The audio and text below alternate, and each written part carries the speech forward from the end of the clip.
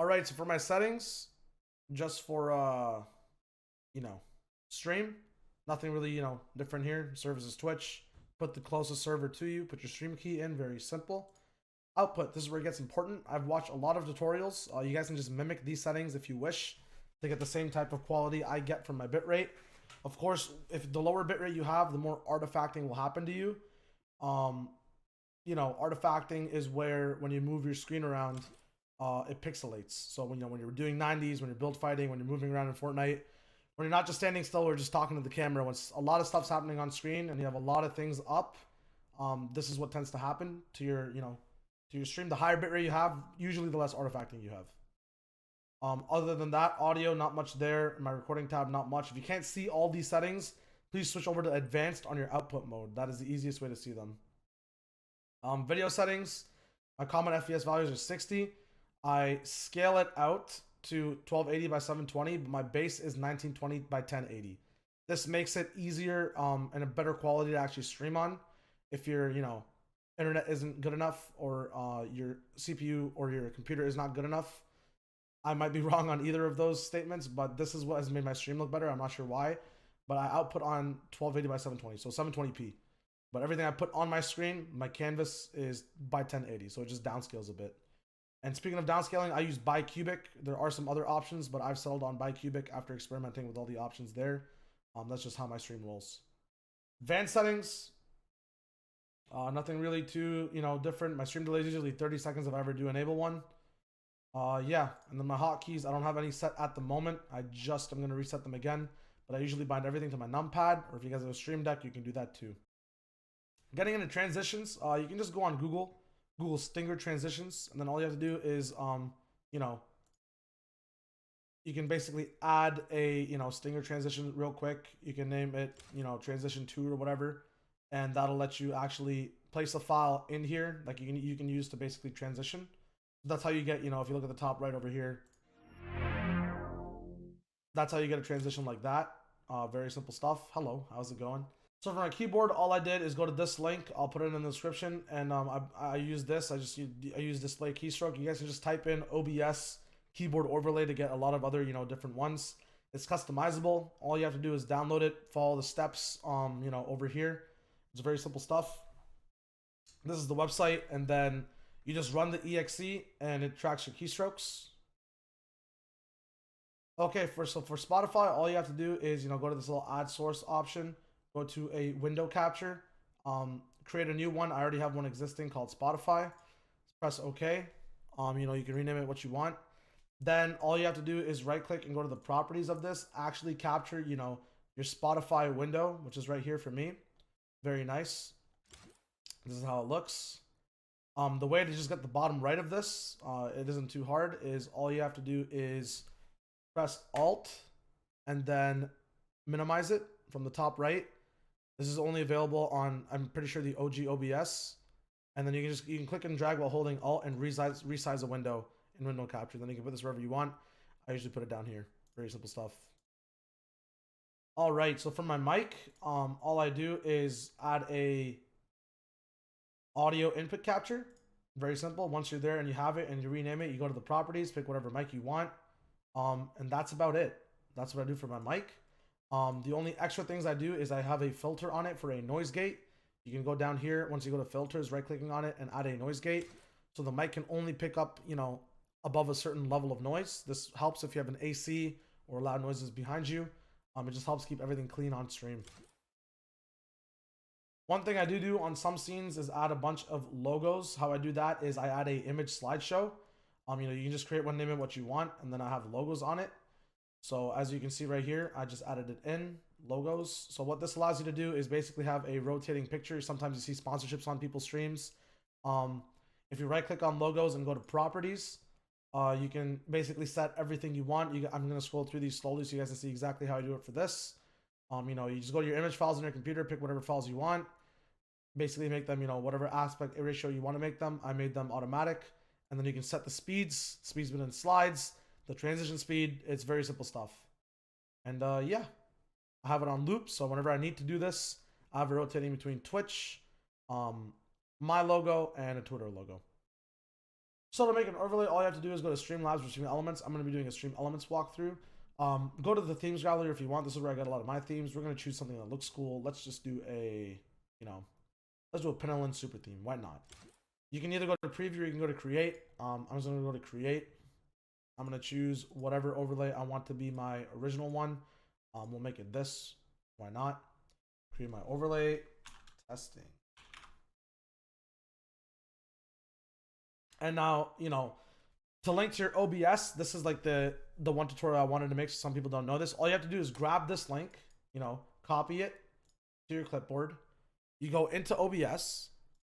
You add a browser source, right? And then once you're in that browser source, you go to properties and you put that link in the URL. Obviously, this is not the link for the overlay, but that is how you get your overlay into OBS.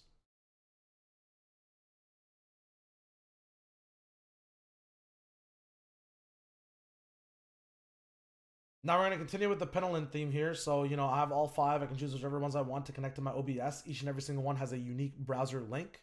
All you want to do is basically go to this little pen button into the overlay editor. And over here, you can, move around literally anything you want, customize whatever you want. I can make this a little bit bigger, a little bit smaller. I can move it around. Maybe I want my screen on the right. And then I can go into OBS and then put my webcam on the right side of OBS and try to line it up. It's very simple stuff. And it all translates and goes and converts into OBS through the browser link. So the OBS will grab from this website. If I just copy paste, it'll literally just grab from here and post it onto your OBS screen. So it's very simple. You just edit everything in here, you hit save, and then you grab the browser link. There's one right here. Here's the overlay URL. And then you just put it into OBS and it's very simple stuff. Yeah, so for my webcam, what I do is I go to a video capture device. Very simple stuff. I already have, some webcams existing already. Here we go. How's it going, boys? Welcome. So what you do is you right click this, you go to properties to fix it up a little bit. You can see me twice, 4 times actually. This is getting paradoxical. You choose your device, whatever it is. You can go to your custom resolution. I use 640 x 360 just because it fits in a lot of my, preset overlays. I have my webcam on 30 FPS. I could have it higher. I'm not sure why I don't. Highest possible, but the higher you have it, the more power your machine will use. So I'm fine with 30. You can make it capture audio only. It's up to you. I go to configure video. The only cool things I have set for this camera is I go to camera control. I have autofocus off. So, I set a certain focus target so it doesn't, blur out all the time. And the exposure is automatic because sometimes things change on my screen. Fortnite can go into a night mode, where everything gets bluey and it'll mess up the way your face is. So that's what I do there. Now to actually capture your game, what you want to do is go to game capture. I don't use window capture. I only use window capture for, Spotify, as I said before. You go game capture. I already, you can just make a new one. I already have existing ones. Let's just say Fortnite. There you go. You can see Fortnite on my screen now. I'm going to, close that for a second. What you got to do there is go to properties. In Fortnite, what you want to do when you don't see it is go to window, capture the window. It'll just bring up all the EXEs that are possible. So I'm going to capture Fortnite. Match priority. I don't really mess around with that much too much. You put your scale resolution, usually, 1080. I'm on stretched, but I'm also on 1080 on my computer. So I can grab that. Easy peasy. And I do like to capture my cursor. That's another thing, just to see, show people where my cursor actually is when I'm on the loading screen and whatnot, or in the lobby. And that's how you get your game in. All right, so people have asked me about what my in-game settings are. I can run through that as well. Here we go. I'm on full screen. I'm not on native. I'm on stretched. If you want to see that, you can just Google a tutorial on how to stretch your screen for Fortnite. It's really not that hard. 1600 by 1080 is what I use. My view distance on medium. I usually put it on, far, but I realized putting it on medium actually netted me more FPS. Everything else is low. VSync's off. Motion blur is off. Show FPS is on. This is the meat of the pie. This is my sense. Play on NA East. My ping is high when I'm home. HUD scale is on 1. Usually it's on 0.9. You can actually make this a bit smaller, a bit bigger, depending on yourself. I'm going to change it to 0.9 because I don't really need my last 3 for much anymore. What this does is just, change the size of your guns and whatnot compared to your HUD and your minimap in your HUD when you're in game. Toggle sprint is off. I do have sprint by default on. I do have tap to search and interact because my mouse wheel down is my interact button. My aim assist is on, but I don't get it on a mouse, which kind of sucks. You know, that'd be dope.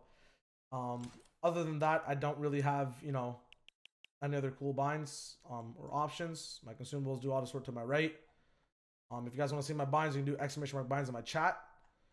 Other than that, that is what I have for my settings. Very nice. All right, so this is my IRL setup. I've got two monitors. One's a 24-inch 144 hertz monitor for gaming. The other one, I'm not sure how big this is. I think maybe 13 inches, maybe more, maybe less. It's 60 hertz just for everything on the side. Obviously, I run my games on this monitor, but on this monitor, I have Spotify, I've got my chat, I've got OBS, and I have Discord. Usually 4 windows.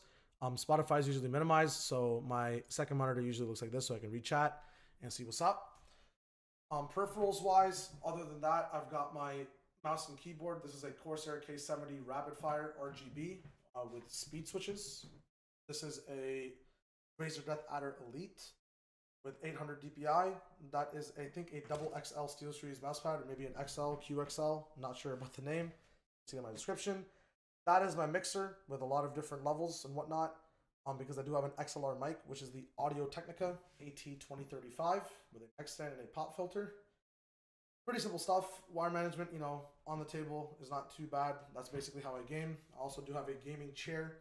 This is the DX Racer. Not sure about the model, but it's red and white, which is what I wanted my entire color scheme to be, which is really nice.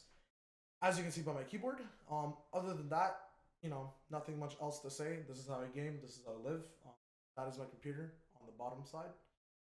And yeah, my desk is kind of messed up from the early days of my childhood. My webcam is a Microsoft HD 5000. And this is your boy, Cute ShyoWager.